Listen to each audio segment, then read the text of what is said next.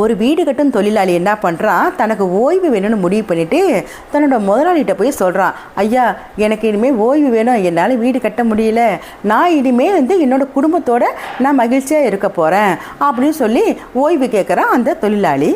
அதுக்கு அந்த முதலாளி சொல்கிறான், அப்படியாப்பா அப்படின்னு சொல்லிட்டு, சரி அதே மாதிரி செய் அப்படின்னு சொல்லிட்டு, எனக்கு கடைசியாக ஒரே ஒரு வீடு மட்டும் கட்டி கொடுத்துட்டு நீ ஓய்வு எடுத்துக்கப்பா அப்படின்னு சொல்கிறான். சரிங்கய்யா அப்படின்னு சொல்லிட்டு தட்ட முடியாமல் சரிங்கய்யா அப்படின்னு சொல்லி என்ன பண்ணுறான், வீடு கட்ட ஆரம்பிக்கிறான்.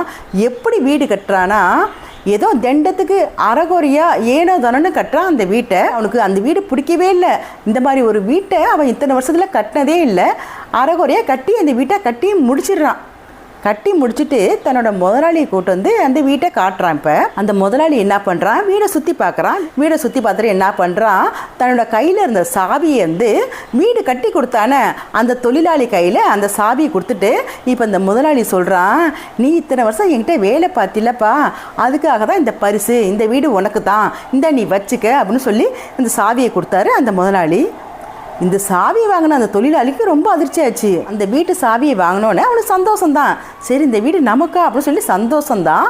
இன்னொரு பக்கம் என்னடாது, நமக்குன்னு தெரிஞ்ச இந்த வீடு நல்லா கட்டியிருக்கலாமே, இப்படி தண்டமாக அறக்குறையாக கட்டிட்டோமே, இந்த மாதிரி ஒரு வீட்டை நம்ம இத்தனை நாள் கட்டினதே இல்லை, எவ்வளோ கேவலமால கட்டியிருக்கோம், இதுலேயே நம்ம வசிக்கணும் அப்படின்னு நினச்சிட்டு நொந்து நூலான அந்த வீடு கட்டின தொழிலாளி.